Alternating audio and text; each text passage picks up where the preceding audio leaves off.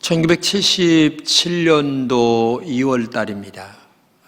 ABC 방송이 8일간 하나의 대작을 발표했는데 그게 뭐냐면 뿌리라고 하는 다큐멘터리 비슷한 영화였습니다. 근데 그 방송이 끝나자마자 미국 사람들은 아주 눈물을 엄청나게 흘렸어요. 왜냐하면 아프리카에서 노예로 끌려온 자기들의 정체성을 그대로 방영해 준 내용이었기 때문에 많은 감동을 받고 내가 누군가, 또 나의 존재가 어떤 존재였던가 라고 하는 그런 것들을 깨닫게 되었기 때문에 그렇습니다. 그때 그 흑인의 스토리인 이 뿌리는 많은 사람들의 그 향수를 움직이게 했습니다. 뿌리는 흑인 작가인 알렉스 헤일리라고 하는 사람이 그 자신의 가게를 9년 동안 추적을 했습니다. 조상들을 9년 동안 추적을 했는데 특별히 자기 어머니 쪽을 추적을 했어요. 그랬더니 자기가 여지없이 그 잠비아에서 노예로 있다가 끌려와서 노예로 살다가 지금 자기들의 존재의 의미를 깨닫는 그런 그 의미였기 때문에 엄청난 눈물을 흘리는 그런 그 대작이었어요. 저도 그 영화를 봤는데 정말 감동적이었고 너무나 현실적이며 그리고 인간의 존재를 돌아보게 하는 대작이었다 하는 생각을 가져봅니다. 그런데 놀라운 것은 성경에도 이 뿌리 같은 이야기가 오늘 본문에 기록하고 있습니다. 바로 역대상 본문이죠. 역대상은 남한국 유대인들이 70년 동안 포로 생활을 마치고 복귀해 왔는데 놀랍게도 외국인들이 자기 동네에 너무 많이 살고 있는 거예요. 그러다 보니까 이게 뭐냐? 도대체 우리가 살고 있는 이 나라에, 동네에 이렇게 많은 외국인들이 살고 있다는 게 뭐냐? 라면서 자기 인간 존재에, 자기 자신들의 존재에 대한 뿌리를 생각하게 됩니다. 그래서 역대상 보게 되면 1장에서 9장까지 수많은 인물들이 기록이 됩니다. 약 한 500여 정도의 인물들이 이렇게 쭉 기록이 되다가 갑작스레 이 야베스라고 하는 인물에 대한 이야기가 2절 정도 이렇게 나오고 또다시 다른 사람들의 이름이 쭉 이렇게 기록이 되어 나오는, 그래서 이 야베스의 이름이 나오는 것이 어떻게 이렇게 중간에 나올까? 라고 하는 생각을 갖지 않을 수 없는 얘기가 바로 본문의 이야기입니다. 야베스가 어떤 인물에게 이렇게 기록되고 있나를 우리가 알아야 됩니다. 야베스라고 하는 그 이름의 뜻은 오늘 본문에 보면은 수고로이 나왔다, 아니면은 고통의 아들이다, 이렇게 얘기하고 있어요. 오늘 본문 9절입니다. 그의 어머니가 이름하여 이르되 야베스라 하였으니 이는 내가 수고로이 낳았다 함이었더라. 네, 세 번역에는 더 정확하게 나옵니다. 그의 어머니는 고통을 겪으면서 낳은 아들이라고 하여 그의 이름을 야베스라고 불렀다. 매우 잘된 번역이라고 생각합니다. 왜냐하면은 이 고통의 아들이라고 하는 말의 의미는 세 가지의 의미가 있습니다. 첫째는 낳을 때 엄마가 굉장히 고통스럽게 낳았어요.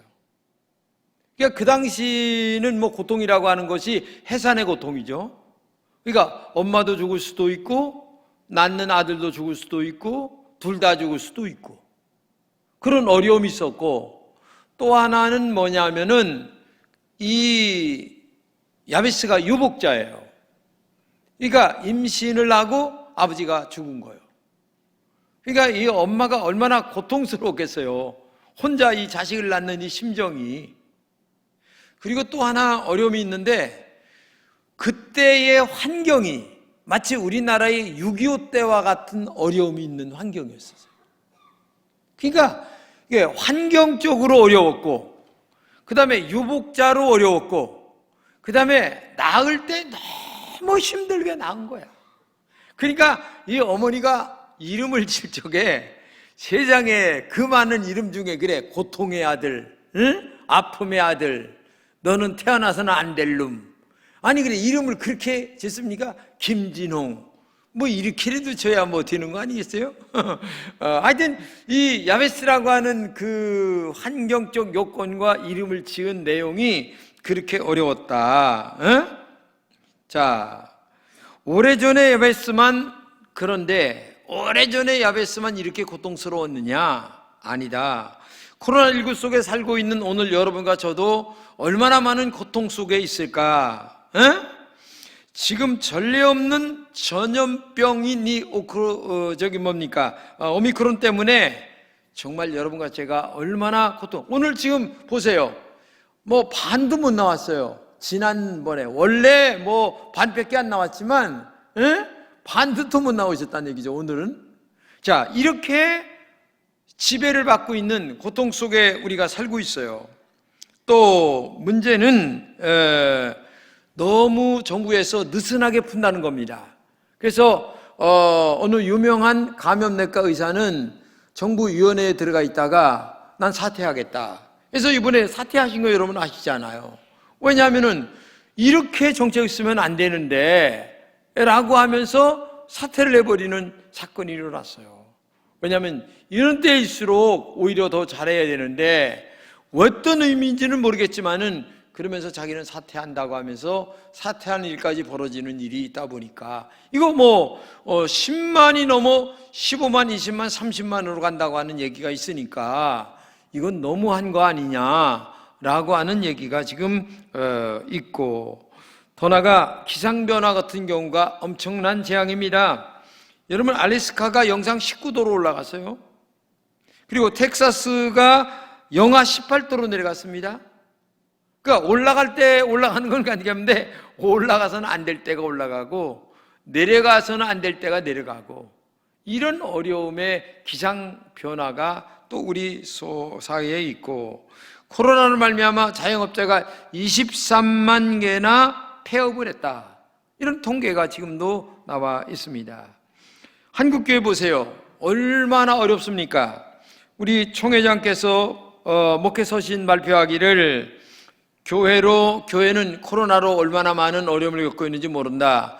시골에 1만 교회가 지금 예배를 못 드리고 있다. 이렇게 지금 통계상으로 나와 있습니다. 우리 통합적교회만 지금 얘기하고 있는 겁니다. 우리가 겪고 있는 고통이 바로 오늘의 야베스의 고통이다. 이렇게 현실적으로 이렇게 봐도 뭐 특별하게 잘못된 것은 아니다. 이러한 어려운 고통 속에서 사는 야베스는 누군가의 도움이 필요하다는 얘기입니다. 그래서 도움을 요청하는데 오늘 보면 10절입니다. 야베스가 이스라엘 하나님께 아뢰어 이르되 주의 손으로 나를 도우사. 물에 빠진 사람이 구조를 요청하듯이 야베스는 지금 요청합니다. 그런데 야베스에게 필요한 손은 작은 손이 아니라 큰 손입니다. 가장 큰 손인 하나님의 손이 필요하다는 것입니다. 그래서 야베스는 주의 손으로 나를 도와주옵소서, 주님의 손으로 나를 도와주세요, 주님의 큰 손으로 나를 도와주세요, 이렇게 지금 기도하고 있는 겁니다. 야베스는 슬픈 과거가 있습니다. 지금 현재 고통을 받고 있습니다. 미래가 너무 암울하여 보이지 않습니다. 그러니까 과거, 현재, 미래가 전혀 희망이 없는 거예요. 너무 고통 가운데 태어나 고통 가운데 살고 있고, 나 같은 사람이 무슨 꿈이 있나 희망이 있나? 아무런 미래가 보이질 않아요. 너무나 절망스럽기 때문에 다급했습니다. 간절했습니다. 영어 성경에는 절규하다 이렇게 표현하고 있어요. 절규하는 기도입니다. 그러면서 아버지 복을 주세요. 제발 나에게 복을 주세요. 정말 복을 내 인생에 참으로 허락해 주시기를 원합니다. 나의 가정과 사업장에 복을 주세요. 주여, 삶이 너무 고통스럽습니다. 하나님이 도와주지 아니하면 나는 살 수가 없습니다 하면서 하나님 앞에 아주 절규하는 기도를 지금 드리고 있다. 그러면 구체적으로 무엇을 절규하며 도와달라고 기도했느냐? 첫째는 지역을 넓혀달라고 절규하며 기도했다. 10절입니다. 내게 복을 주시려거든 나의 지역을 넓히시고. 오늘 본문은 단순히 더 많은 부동산을 주시옵소서라는 얘기를 넘어 사업, 일터, 사역 여러 가지를 얘기하는 겁니다. 나의 경계를 넘어서 더 크게, 더 높게, 더 영향력 있게 하나님 나를 축복해 주세요. 이렇게 기도하는 내용입니다. 한마디로 얘기하면 야베스의 기도는 이런 겁니다. 왕 대신 하나님, 하나님의 영광을 위해서 제게 더 많은 축복을 주시기를 원합니다. 제가 더 많은 사람들에게 선한 영향력을 끼칠 수 있도록 은혜를 도하여 주옵소서. 하나님을 위하여 더 많은 일을 이루게 해달라고, 더 많은 일을 하게 해달라고 기도하고 있다는 얘기입니다. 이왕에 한평생 살 바에는 하나님의 복을 받아 많은 영향력을 끼치는 하나님의 종이 되길 원하오니 나에게 복을 더하여 주옵소서. 이렇게 기도하는 것이 오늘 야베스의 기도입니다. 그런데 중요한 것은 복을 받은 사업장이 넓어지는 것이 무엇 때문이냐? 즉 복을 왜 받느냐? 복을 무엇 때문에 받느냐? 복의 목적이 뭐냐? 이게 중요한 겁니다. 그냥 나만 잘 먹고 잘 살기 위함이냐? 다른 사람들에게 자랑하기 위함이냐? 야, 좋은 차 굴리고 좋은 집에 살기 위함이냐? 그게 아니란 얘기예요. 여기서 얘기하는 것은 요림답 1장에 보게 되면 정확하게 답이 나와 있는데, 사람이 제일 되는 목적은 하나님을 영화롭게 하고 영원토록 하나님과 함께 즐거워하는 것이다. 이렇게 얘기하고 있어요. 여기서 미신과 기독교의 차이가 있습니다. 미신은 나만 잘 되면 되는 거예요. 샤머니즘은 나만 잘 되면 되고, 나만 행복하면 되고, 나만 돈 벌면 되는 거고, 나만 건강하면 돼. 에? 미신은 나 하나가 제일 중요해. 그런데 기독교 신앙은 내가 넓어지고, 내가 잘 되고, 내가 복받고, 내가 돈 벌고, 지위가 높아져서 나만 잘 먹고 잘 입고 잘 사는 게 아니라 바로 다른 사람들을 위하여 헌신하고 봉사하고 이 사회와 다른 모든 사람들이 함께 잘 되는 그런 것들을 위하여 기도하고 있다는 것입니다. 고린도전서 10장 31절입니다. 그런즉 너희가 먹든지 마시든지 무엇을 하든지 다 하나님의 영광을 위하여 하라. 하나님을 기쁘시게 하면 하나님이 또한 우리를 기쁘게 해주시고, 그 다음에 기쁘게 된 내가 많은 사람들에게 정말 기쁘게 할 수 있는 은혜로움이 있다는 얘기입니다. 근데 어떤 사람들은 돈 벌어서 잘 먹고 잘 입고 잘 삽니다. 근데 중요한 것은 하나님께 영광을 돌리지 않습니다. 어려운 이웃들에게 베풀지 않습니다. 이거는요, 잘못된 거예요. 부에 대한 철학이, 부에 대한 그 의미가 잘못된 거예요. 정말 내가 잘 먹고 잘 입고 건강하다 그러면 어렵고 힘든 자들에게 내 것을 나누고 함께 그들과 기뻐하고 즐거워하면서 어려운 자들과 함께 나누고 하나님께 영광 돌리고 이렇게 살아가는 게 믿음이고 살아가는 삶의 의미가 있는 것 아니겠습니까? 그런데 나 하나 잘 먹고 잘 입고 잘 살자, 이건 신앙인이 아니란 얘기입니다. 야베스는 더 넓은 지경을 구하고 있습니다. 욕심이 많아서 그런 것이 아닙니다. 하나님께 영광을 돌리고 나에게 주신 복을 가지고 많은 사람들에게 함께 나누기 위하여 하나님 나에게 복을 주세요. 여러분, 여기 지금 건강이 있습니다. 물질이 있습니다.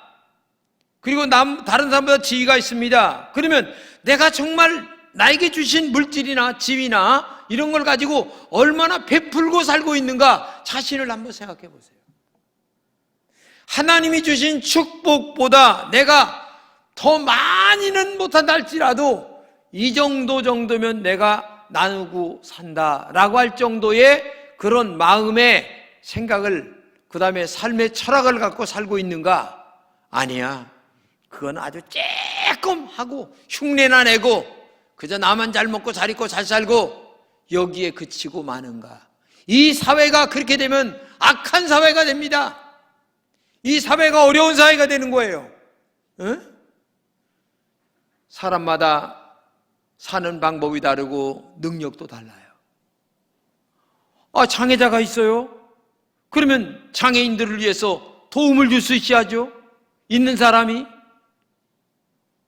그래서 이 사회는 따뜻한 사회가 되고 그 다음에 행복한 사회가 되도록 만들어가는 게 우리의 책임이고 있는 자의 책임이란 얘기입니다. 배운 자의 책임이란 얘기예요. 나만 잘 먹고 잘 입고 자식들에게만 물려주려고만 애를 쓰고 이거는 정말 바른 사회관이 아니다. 그렇기 때문에 여러분들은 마음속에 하나님 나의 사업의 지경을 넓혀주세요. 나를 축복해 주세요. 그러면 제가 많은 어려운 자들에게 이렇게 따뜻하게 나누겠습니다 라고 하면서 우리가 함께 사회를 따뜻하게 만들어가기 위한 것이 이 야베스의 기본 축복의 지경을 넓혀달라고 하는 이유와 원인이라고 하는 사실을 알면서 여러분들도 그런 마음이 있기를 진심으로 축복합니다. 두 번째는 환난과 근심이 사라지게 해달라는 절규를 하고 있어 10절입니다. 주의 손으로 나를 도우사 나로 환난을 벗어나 내게 근심이 없게 하옵소서 하였더니 내가 누리고 있는 복들은 순식간에 날아갈 수가 있습니다. 삶의 태풍이 한번 불면 물거품이 있습니다. 여러분 내일 일을 아는 사람이 있습니까? 없어요. 이번에 광주 아파트 외벽 붕괴 사건에 9명이 돌아가셨습니다. 그 사람이 돌아가실 것 같았으면 거기서 그렇게 일을 했겠습니까? 전부 다 내일 일을 모르고 살아가는 거예요. 응? 아무리 노력해도 환난이 한번 지나가면 물거품이 되는 겁니다. 그렇기 때문에 하나님 앞에 이 환난을 지켜주세요 라는 기도가 우리에게 필요한 거예요. 그러므로 야베스의 기도가 너무나 중요합니다. 아무리 복을 받아서 지경이 넓혀졌다 할지라도 환난이 한번 딱 다가오면 엄청난 어려움이 있는 거예요. 그래서 환난을 벗어나게 해주세요. 환난이 없게 해주세요. 고난이 없게 해주세요. 그런데 자기만 잘 먹고 잘 입고 잘 살면서 환난 벗게 해주세요. 말이 됩니까 이게? 하나님이 그 심보를 모르십니까? 하나님이 우리의 내면의 생각까지 하시는 하나님이 모르냐 그 말이에요. 이 야베스가 훌륭한 사람이 된 이유는 그렇게 어렵게 태어나고 가난하게 태어나서 하나님 앞에 복을 받았는데 중요한 것은 받은 복을 많은 사람들에게 나누며 살았다는 겁니다. 이게 중요한 거예요. 하나님을 위해서 헌신하고 하나님을 위해서 많이 썼다는 거예요. 어려운 자들을 위해서 많이 썼다는 겁니다. 그래서 성경에 보게 되면 진짜 야베스라는 동네가 생겼고 야베스로 길 이름이 생겼어요. 이게 중요한 겁니다. 아니 헌신하지 않고 베풀지 않은 사람에게 그렇게 이름 줘주고 동네 이름 만들어줍니까? 아니거든요. 그렇기 때문에 오늘도 여러분과 제가 환난을 벗어나 정말 축복받았으면 어려움 없이 마지막까지 살다가 하나님이 부르시면 천당 가는 게 아름다운 일 아니겠어요? 근데 이 환난을 당하면 생기는 게 하나가 더 있어요. 근심이 생겨요. 이 근심은 뼈를 마르게 합니다. 10절입니다. 주의 손으로 나를 도우사 나로 환난을 벗어나 내게 근심이 없게 하옵소서 하였더니 환난도 없어야 되고 그 다음에 환난이 있으면 마음속에 근심이 생겨요. 근심이 생기면 뼈를 마르게 하고 그 다음에 잠도 못 자고 고민이 많고 이런 생각 저런 생각 그러다가 더 깊은 병으로 빠지게 되는 것이 인생이에요. 그렇기 때문에 모든 것들을 다 내려놓고 건강하게 사시는 분들은 근심 걱정 없이 그저 내려놓고 살아야 돼. 인간이 근데 그게 마음대로 됩니까? 어려움이 오면 자동적으로 근심이 오게 되고 근심 오게 되면 뼈를 마르게 만들고 잠도 못 자게 되고 어려움과 고난이 계속 마음속에서 머리끝부터 발끝까지 고통이 오는데 내 맘대로 그게 되냐 그 말이에요. 안 된단 말이에요. 그렇기 때문에 하나님 나를 도와주세요 이렇게 하면서 기도해야 되는 거예요. 저 아랫역에 사는 어느 집사님이 남해 고속도로를 타는데 그때 비가 좀 이렇게 왔어요. 근데 고속도로 타기 전에 도로가 이래요. 거기가 좀 그런 데가 있어요. 근데 브레이크를 살짝 밟았는데 갑작스레 차가 그냥 확 도는데 자기도 모르게 주여 도와주세요 하면서 기도를 했는데 세상에 이 차가 돌아가지고 저짝 고속도로 들어가기 전이니까 반대편 차로에 가서 서 있는 거예요. 그냥 땀이 그냥 비 오도 타는데 찌릿찌릿하게. 응? 다행히 아무 차가 안 온 거예요. 그래서 정신 차리고 빨리 차를 이 짝으로 빼서 이제 갓길로 뺐는데, 하여튼 뭐 땀이 비 오도 타는데 정신이 없는데 하나님 앞에 감사기도를 드렸다. 왜? 야, 그때 고속도로 끝인데 그냥 막 달려왔으면 이거 뭐 어떻게 되겠어요? 아찔한 생각이 나더라는 거예요. 그 순간에도 어떻게 그런 기도가 나와서 하나님께서 정말 그 사이를 빠져나가게 하셨다는 데 대해서 너무 감사의 기도를 드렸다는 그런 글을 보면서 정말 순간적인 은혜가 너무 크다. 그래서 야베스는 주의 손으로 나를 도와달라고 쉬지 않고 기도한 거예요. 오늘 예배 참석한 여러분들에게도 환난에서 벗어날 뿐만 아니라 이 벗어나 근심이 없는 삶이 여러분들에게 있기를 진심으로 축복합니다. 하나님의 은혜와 축복과 평강의 은혜가 충만하시기를 진심으로 축복합니다. 야베스의 기도 응답입니다. 10절 하반절입니다. 하나님이 그가 구하는 것을 허락하셨더라. 구하는 것을 허락하셨더라. 얼마나 중요한지. 지경도 넓혀주셨습니다. 축복도 허락하셨습니다. 환난과 근심도 없게 만들었습니다. 그래서 고통이라는 이름을 가졌지만 어느 형제보다 존귀하고 귀한 자, 그래서 야베스로, 야베스 동네 생겼다니까요. 이게 성경에 보게 되면 기가 막힌 것 아니겠어요? 이게 하나님의 축복이에요. 그렇기 때문에 여러분들이 신앙생활 잘해야 되는 거예요. 교회만 덜렁덜렁 왔다 갔다 간다고 해서 하나님이 여러분들의 심성을 모르고 생각을 모르고 그런 게 아니에요. 하나님은 머리털까지 세심받으시고 눈동자보다도 더 명확하게 나의 모든 것들을 알고 계시는 분이세요. 그렇기 때문에 마음 중심이 하나님 보실 때에 아름답고 날마다 하나님의 축복을 받도록 신앙생활을 하는 자가 중요하다. 그러면 이런 축복을 주시는 하나님을 어떻게 경험할 수 있을까? 범사에 하나님 중심으로 살아가는 사람에게 야베스의 복은 임한다고 오늘 본문에 얘기합니다. 오늘 본문 10절에 보게 되면 이런 얘기가 나옵니다. 하나님, 그 다음에 주, 이런 말씀이 4번이나 나와요. 한번 10절 보겠습니다. 야베스가 이스라엘 하나님께 아뢰어 이르되 주께서 내게 복을 주시려거든 나의 지역을 넓히시고 주의 손으로 나를 도우사 나로 환난을 벗어나 내게 근심이 없게 하옵소서 하였더니 하나님이 그가 구하는 것을 허락하셨더라. 여기 보게 되면 하나님, 주, 이런 말이 4번 나옵니다. 한 절에. 그러니까 이 말은 뭐냐면 야베스는 하나님만 바라보고 살았다. 하나님 중심으로 살았다. 하나님이 마음 가운데 주인 되어 살아갔다. 그런 의미거든요. 그러니까 오직 하나님 중심으로 살았다, 그런 말이에요. 그러니까 여러분들이 인생 살아갈 때에 하나님 중심으로만 살아갈 때에 하나님이 오늘의 야베스처럼 축복해 주시는 줄로 믿습니다.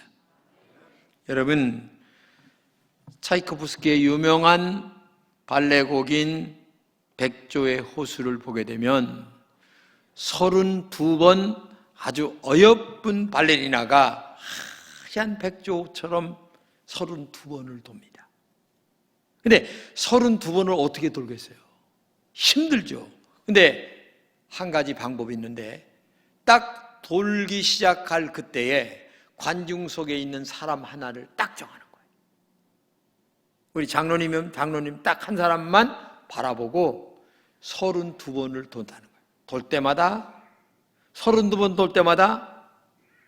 그래서 무사하게 32번 이 발레리나가 도는 푸에타를 잘 마칠 수 있다는 거예요. 하나에만 집중할 때에 마지막까지 잘 마칠 수 있다는 얘기입니다. 우리가 인생을 살아갈 때에 전능하시고 살아계신 하나님, 나를 축복하시고 나를 인도하시는 그 하나님 한 분만 바라볼 때에 내 인생의 축복의 역사가 좋은 열매로 맺혀지게 될 줄로 믿습니다.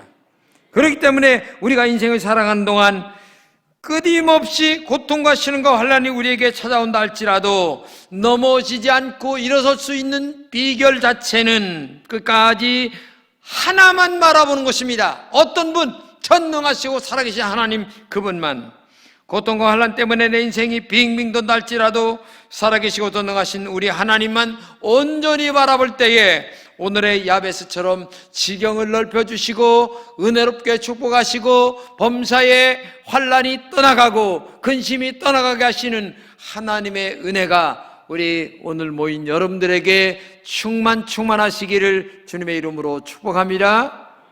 기도하겠습니다. 하나님 감사합니다. 오늘의 야베스가 되어서 야베스처럼 복을 받는 축복의 종들이 되게 하여 주시옵소서. 비록 고통 가운데 태어났습니다. 눈물 가운데 태어났습니다. 환경도 어렵습니다. 정말 죽을 뻔했습니다. 그래서 이름도 고통의 아들이었지만은 그러나 하나님만 바라보고 살았더니 환난을 벗어나게 하시고 근심이 없게 하시고 그의 이름에 창대함이 역사가 나타났습니다. 이것은 바로 오늘의 야베스로 살아가는 우리들에게 하시는 말씀이오니 오늘 야베스에 나오신 모든 분들에게 야베스처럼 살아가는 믿음의 종들이 되어서 복의 중심이 되어 하나님께 영광을 돌리며 감은 대대에 주의 영광을 높여드리고 흘러 자녀들에게 넘치게 만들어가는 종들이 되게 하여 주시옵소서. 예수님의 이름으로 기도합니다. 아멘.